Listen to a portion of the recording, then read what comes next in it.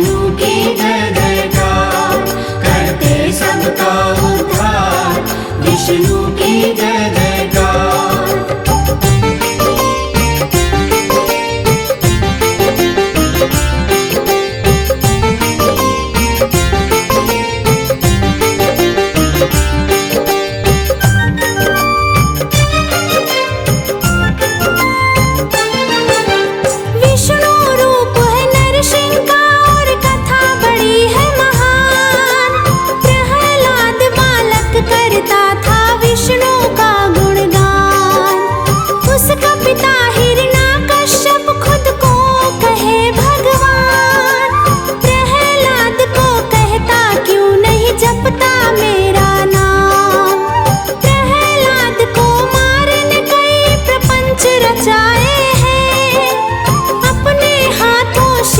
काटने खड़क उठाए हैं, खंभा फाड़ के नरसिंह के अवतार को धारा है।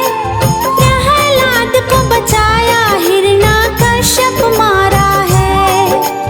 प्रहलाद को गोद बिठा कर लाड लड़ाते हैं, प्रभु जी लाड लड़ाते हैं।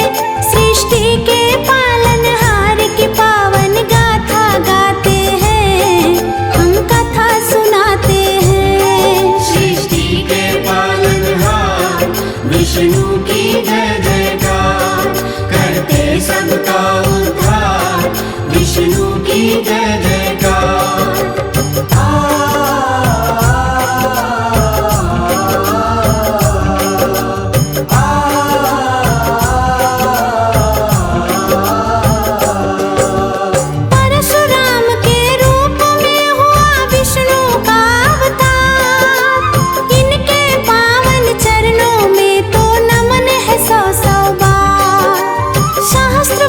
क्षत्रिय ने जब उत्पात मचाया है, आप ऋषि के हाथों उसने शाप ये पाया है। परशुराम के रूप में प्रभु धारे ये अवतार, क्षत्रिय विहीन करेंगे धरती कर फरसे का प्रहार। शाप फलित हुआ है, श्री हरि धरा पे आए हैं। एक नहीं ये 3 बार क्षत्रिय को मिटाए हैं। ब्राह्मण होकर फिर भी हाथ में फरसा उठाते हैं, हाथ में फरसा उठाते हैं। सृष्टि के पालनहार की पावन गाथा गाते हैं, हम कथा सुनाते हैं। सृष्टि के पालनहार विष्णु की जय जयकार, करते सबका उद्धार, विष्णु की जय जयकार।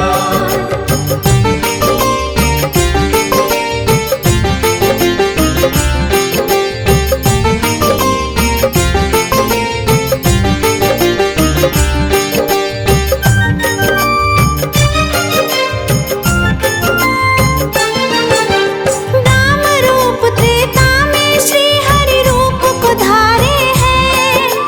धरती पे आके धरती का सब बोझ उतारे हैं। माता पिता की आज्ञा बलों को आप तो धाए हैं। रावण जैसे पापी को तो मार गिराए हैं। श्री कृष्ण है श्री हरि विष्णु का अगला अवतार। 16 कला परिपूर्ण है, नमन है 100 बार। हुआ जेल में जन्म आपका, गोकुल आए हैं। मथुरा पहुँच के पापी कंस को मार गिराए हैं। रामचंद्र और श्री कृष्ण को शीश नवाते हैं, कृष्ण को शीश नवाते हैं। सृष्टि के पालनहार की पावन गाथा गाते हैं, हम कथा सुनाते हैं। सृष्टि के पालनहार विष्णु की जय जयकार, करते सबका उद्धार,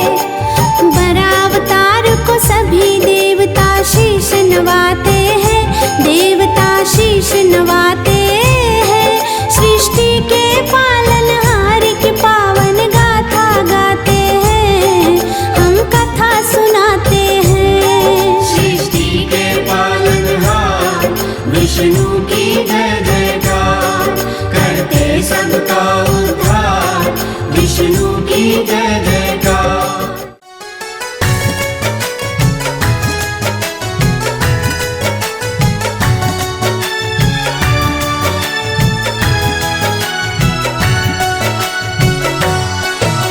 सुन मानो अब त्याग दे झूठा मान गुमान, सुन मानो अब त्याग दे झूठा मान गुमान।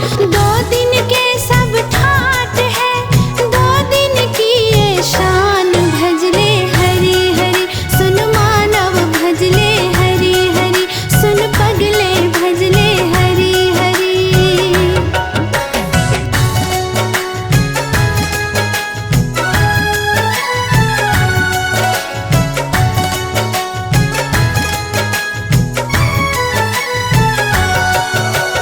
दाम बिना निर्धन